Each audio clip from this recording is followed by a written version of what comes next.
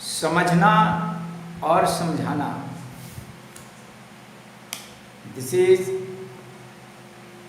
The great job. और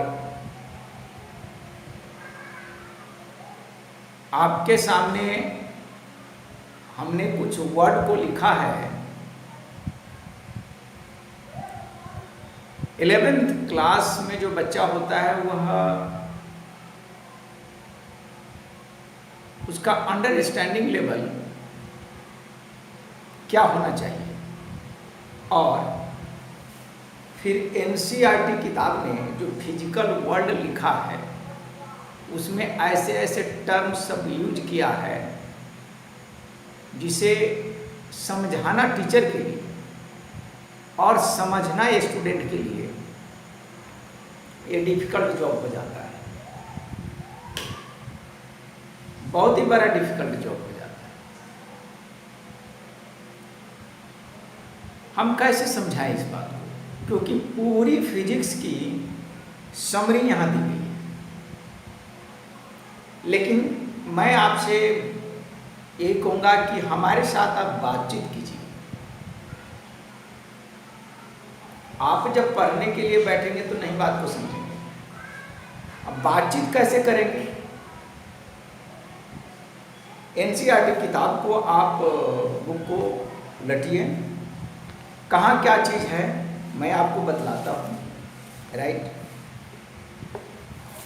ये हमने पेज नंबर 2, पेज 2 एनसीईआरटी है और ये चैप्टर 1 है, फिजिकल वर्ल्ड चैप्टर 1। इसमें 2 टर्म आपको मिलेगा, एक है Newtonian mechanics and other is quantum mechanics. Newtonian mechanics and quantum mechanics आपके एनसीईआरटी बुक में लाइन आप कर लीजिएगा, मैं पढ़ करके आपको सुनाता हूँ। जो निकोलस कोपरनिकस के नीचे वाली बात है, क्या लिखा है?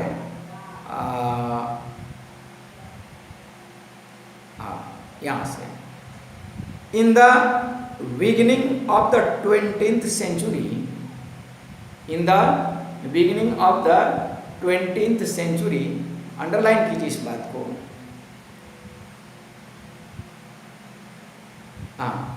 It was realise that Newtonian mechanics till then a very successful theory could not explain some of the most basic lecture of atomic phenomena। क्या कहा है? न्यूटोनियन मैकेनिक्स, ये मैकेनिक्स कुछ ऐसे एटॉमिक लेवल का फेनोमेना है जिसको एक्सप्लेन नहीं कर सका। राइट, ये एक्सप्लेन नहीं कर पाया किसको? एटॉमिक लेवल का, एटॉमिक लेवल फेनोमेना।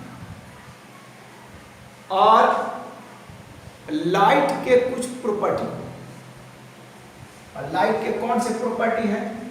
लाइट बहुत सारे प्रॉपर्टी आप पढ़े होंगे। रिफ्लेक्शन, राइट, रिफ्रैक्शन, इसको एक्सप्लेन कर दिया न्यूटन का मैकेनिक्स। लेकिन interference of light, interference of light, polarisation, polarisation of light, कुछ ऐसे हैं लाइट की प्रॉपर्टी जिसको न्यूटोनियन मैकेनिक्स एक्सप्लेन नहीं कर पाया। अब बात को समझिए। अब ये क्वांटम मैकेनिक्स की जरूरत ही पड़ी क्वांटम मैकेनिक्स की जरूरत ही पड़ी interference of light and polarisation of light and atomic level की फेनोमेना को एक्सप्लेन करने के लिए। अब एटॉमिक लेवल पर बहुत सारे फेनोमेना हैं जिसमें फोटो इलेक्ट्रिक इफेक्ट सबसे ज्यादा चर्चित में है।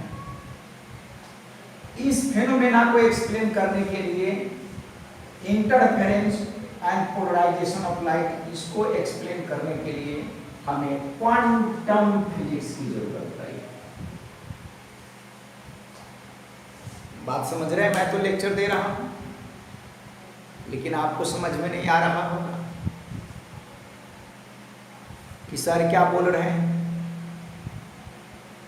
आप किसी जगह शादी विवाह में जाएंगे, पंडित जी मंत्र पढ़ते हैं, पंडित जी मंत्र पढ़ेंगे और वहां पर सभी लोग हैं वही कहेंगे कि मंत्र तो सही पंडित जी पढ़ कर चले गए। और पंडित जी बहुत ही जानकार है, विद्वान है, संस्कृत के किताब नहीं देखते हैं, किताब देख करके पंडित जी मंत्र नहीं पढ़ते हैं। पंडित जी क्या है? बहुत बड़े जानकार है। लेकिन पंडित जी को भी पता है कि मंत्र पढ़ने में हमारी कहाँ गलती हो रही है, वो पंडित जी जानते हैं। लेकिन पंडित जी को पता है कि यहाँ पर जितने भी यजमान लोग बैठे हुए हैं उनमें से किसी को संस्कृत नहीं आती है। इसीलिए पंडित जी अगर गलत भी मंत्र पढ़कर चले जाए तो पंडित जी का दाल गल जाता है। तो हमारे देश में बहुत सारे टीचर्स हैं, there are so many number of teachers, और बड़े बड़े स्कूल का टीचर की तो और बुरा हाल है। फटाफट अमेरिकन लैंग्वेज बोलेगा, जीटी गोयनका है, वसंत वैली है, न जाने। और वहां पर बच्चे को समझ में नहीं आया, बाहर बच्चा निकलता है, कहता है वाह क्या टीचर इंटेलिजेंट है। उसको मैथ और साइंस नहीं आता है, सिर्फ वो अमेरिकन लैंग्वेज बोलकर गार्जियन और बच्चों को बेवकूफ़ बनाता है। आइए हम क्यों ये बात आपको कहें, हम आपको बेवकूफ़ नहीं बनाना चाहते हैं। पहले तो आप बात समझिए कि क्या 11th क्लास में आए हैं, मैकेनिक्स वर्ड का मतलब समझते हैं। Mechanics, what do mean by mechanics? यहाँ भी मैकेनिक्स है और यहाँ भी मैकेनिक्स है। मैकेनिक्स का क्या मतलब होता है? और इधर न्यूटोनियन साहब है, यानी न्यूटन के नाम पर, बातें समझिए, न्यूटन के नाम पर वो मैकेनिक्स है।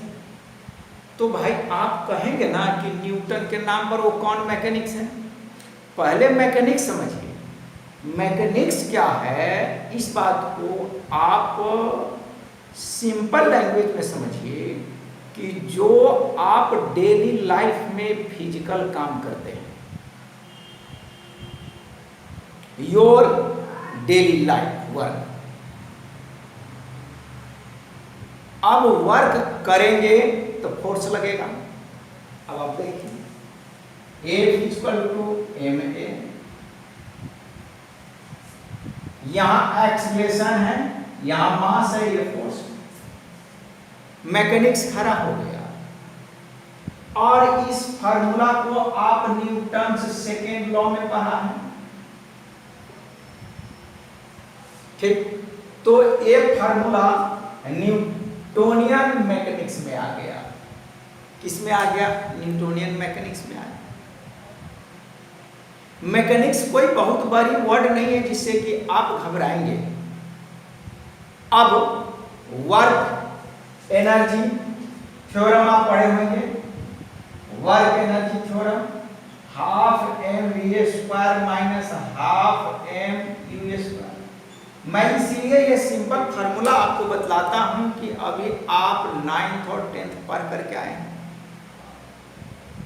तो मैकेनिक्स का मतलब क्या है कि जो आप खेत में काम करते हैं, हल जोतते हैं, कुदाल चलाते हैं, कुश्ती लड़ते हैं,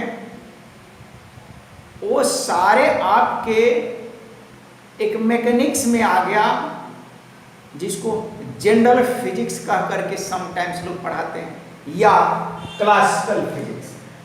न्यूटोनियन मैकेनिक्स को जनरल फिजिक्स के कैटेगरी में रखा गया है, जनरल फिजिक्स, या इसी को क्लासिकल फिजिक्स की कैटेगरी में रखा गया है, क्लासिकल फिजिक्स। तो आप मैकेनिक्स वर्ड से घबराएंगे नहीं। मैकेनिक्स क्या है?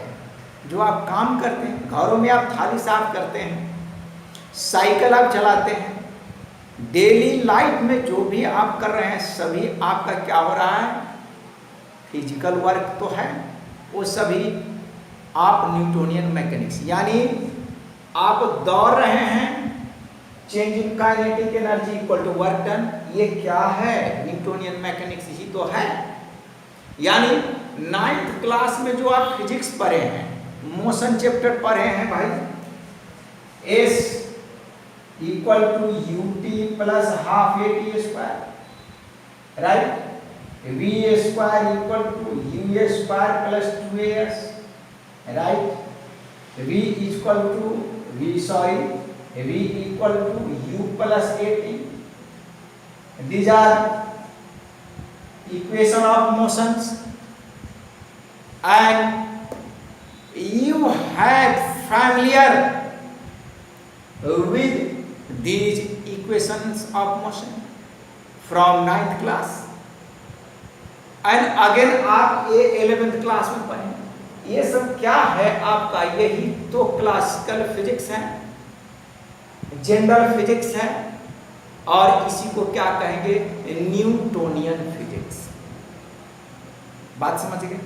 पहली बात।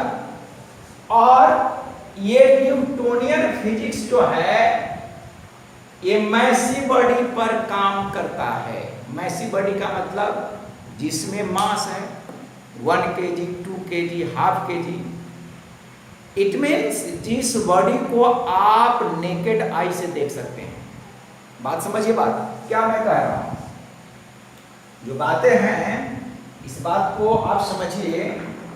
न्यूटोनियन जो मैकेनिक्स है, ये किसके लिए अप्लीकेबल? For massive body.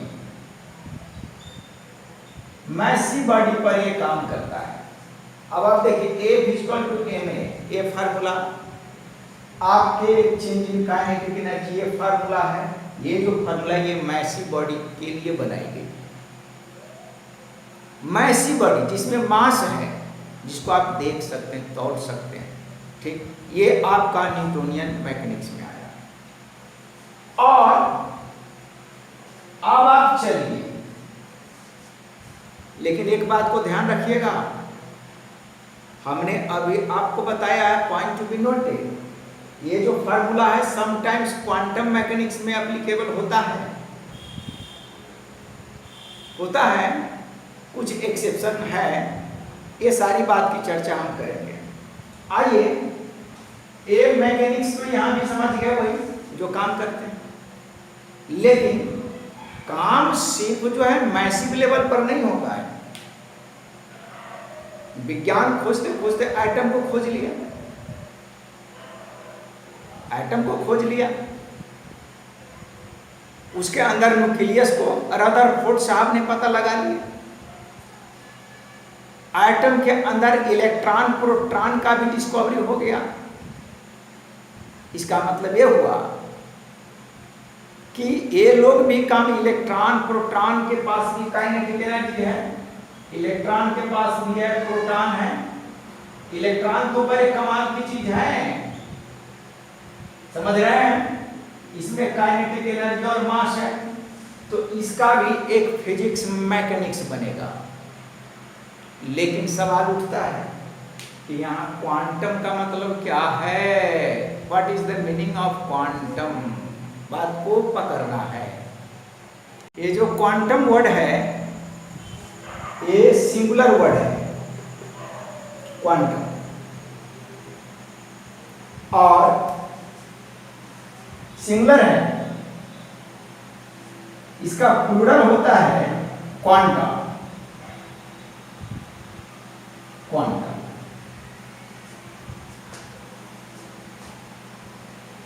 और ये जनरल चीज है, जनरल नेम है क्वांटा। क्वांटा का मतलब टाइप, आप ये कहिए टाइप्स, कितने टाइप के क्वांटा हैं। आप 10th क्लास से तो पढ़ते ही आ रहे होंगे। फोटॉन, फोटॉन, ये फोटॉन है क्या? सन रे जो चलती है ना, तो उसमें स्मॉल पार्टिकल होता है सन।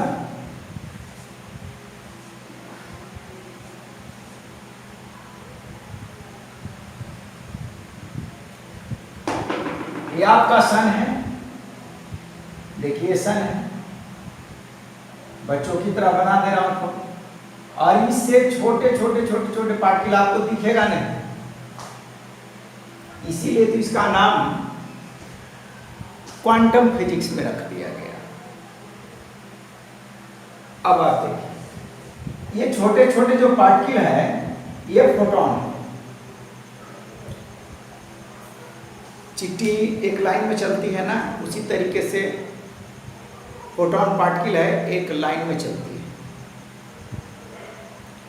तो सबसे पहले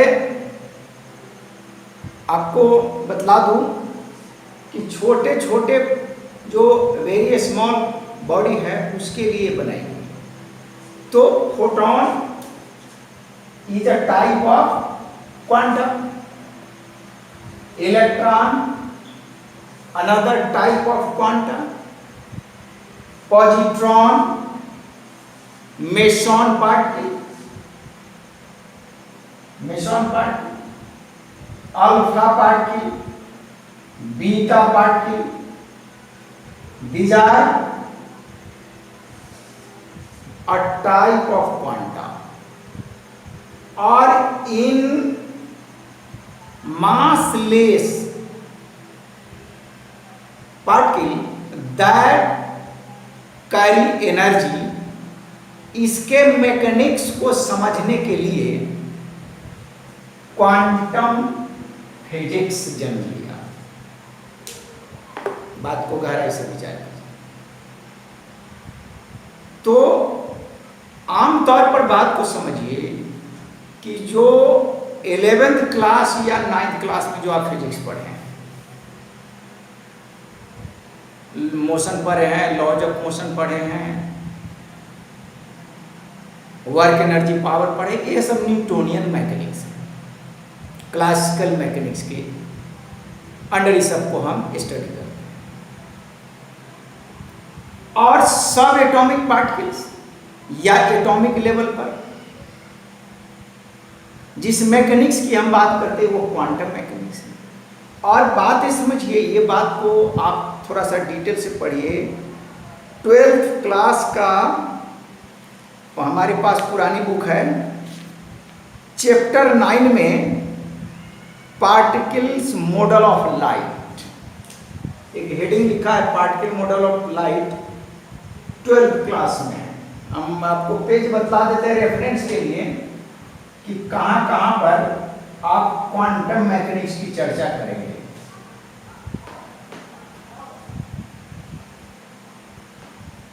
देखिए, ये जो आपका है पेज 310 है। हमारी बुक बहुत पुरानी है, नई बुक में क्या है, पेज पर आप छोड़ दीजिए, चैप्टर 9, चैप्टर 9 राइट, और ब्लू बॉक्स दिया होगा, उसमें है particles model of light, particles model of light. इसमें न्यूटन्स महोदय ने कॉर्पस्कुलर थ्योरी, कॉर्पस्कल्स थ्योरी, कॉर्पस्कल्स पार्टिकल का नाम था जो बाद में चल करके फोटॉन हुआ। ध्यान रखिएगा, कॉर्पस्कल्स, स्पेलिंग थोड़ा देख लेता हूँ, मिस्टेक खोजने का चांस बनता है भाई। यह है आपका corpuscular model, corpuscular model of light. ये जो मॉडल है सबसे पहले प्रपोज किया था डेस्कार्टेज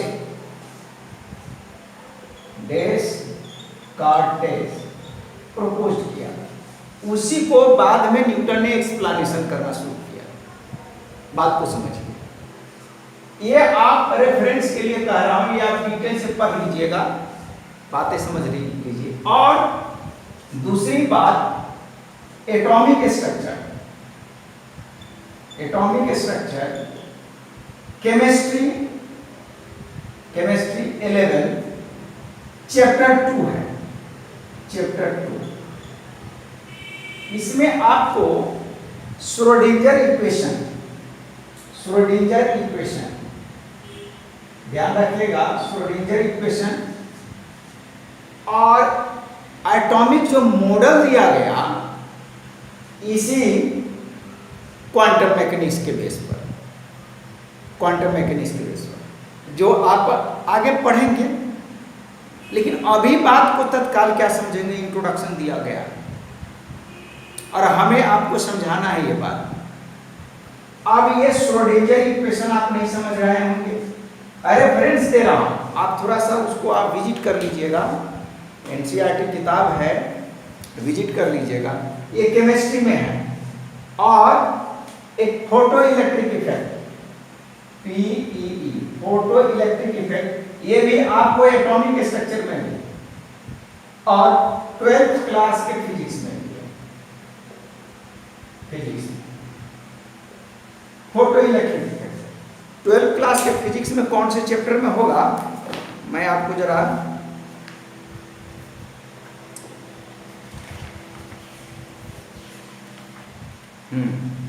chapter 11 dual nature of radiation, हाँ चैप्टर 11 में photo electric effect 12th class के फिजिक्स चैप्टर 11 इसमें है। तो इन सभी जगहों पर पढ़ना है। अब आगे पढ़ना है, मैं तो सिर्फ 11-12 क्लास के लेवल की बात बता दे रहा हूं, आगे भी पढ़ना है। अब बहुत जगह पर स्टडी करना है। अब बच्चे को ये ध्यान दिलाना है। अब आप देखिए मामला कहाँ पर बैठ रहा है, पेज नंबर 2 पर क्या लिखा है देखिए। Similarly the then expected wave picture of light, यानी ये जो न्यूटोनियन मैकेनिक्स है, ये वेव पिक्चर ऑफ लाइट, इसको एक्सप्लेनेशन नहीं कर पाया, जिसको आप wave theory of light type कीजिएगा तो मिलेगा। वेव थ्योरी, ठीक से लिख देता हूं भाई, wave theory of light, wave theory of light, इसको एक्सप्लेनेशन नहीं कर पाया। बाद में चल करके आप इसको पढ़िएगा, मैं रेफरेंस में आपको बतला देता हूं। चैप्टर 9 12th क्लास में नहीं है ये आपका, हाँ चैप्टर 10 चैप्टर फिजिक्स में, फिजिक्स का चैप्टर 10 क्लास 12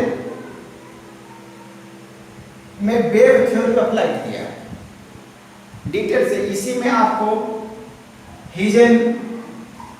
हाइगेन्स प्रिंसिपल आएगा, हाइगेन्स प्रिंसिपल आपको पढ़ना आएगा, आप टाइप कीजिएगा तो सारी चीज मिल जाएगा आपको। तो ये जो है क्वांटम जो मैकेनिक्स है, क्वांटम मैकेनिक्स ये बना ही है मासलेस बॉडी के मैकेनिक्स को एक्सप्लेनेशन करने के लिए। और ये बात की घटनाएं तब हुई जब न्यूटोनियन मैकेनिक्स कुछ जगहों पर, कुछ प्लेसेस पर काम करना बंद कर दिया। यानी लाइट के ऐसे फिनोमेनन को, लाइट के फिनोमेनन को, कुछ बहुत सारे फिनोमेनन हैं, उसमें से कुछ ऐसे फिनोमेनन और सब एटॉमिक पार्टिकल पर न्यूटोनियन मैकेनिक्स काम करना बंद कर दिया। तब एक दूसरे मैकेनिक्स की खोज हुई, मैथमेटिक्स की खोज हुई कि भाई इस फेनोमेना को कौन एक्सप्लेनेशन कर सकता है। तो ये क्वांटम मैकेनिक्स अलग से बन गई, जिसे आज आप क्वांटम मैकेनिक्स को मॉडर्न फिजिक्स के नाम से जानते हैं। मॉडर्न फिजिक्स, क्वांटम मैकेनिक्स को मॉडर्न फिजिक्स में भी कहा जाता है उसको, और न्यूटोनियन फिजिक्स को क्लासिकल फिजिक्स, पुराने फिजिक्स। ये टॉपिक पर हम थोड़ी सी चर्चा आपको किए हैं और ये चैप्टर बड़ी ही टफ है और 11th क्लास के जो बच्चे आते हैं उनको समझाना मुश्किल पड़ता रहता है। इसीलिए कोई भी टीचर आपको ये चैप्टर स्टार्ट नहीं करता है। वो चैप्टर स्टार्ट करेगा 3rd से, मोशन इन स्ट्रेट लाइन, वहाँ से पढ़ाना आसान पड़ता है, ये सब नहीं पढ़ाता है। चलिए अब एक नई टॉपिक के साथ आपसे हम मिलेंगे। धन्यवाद।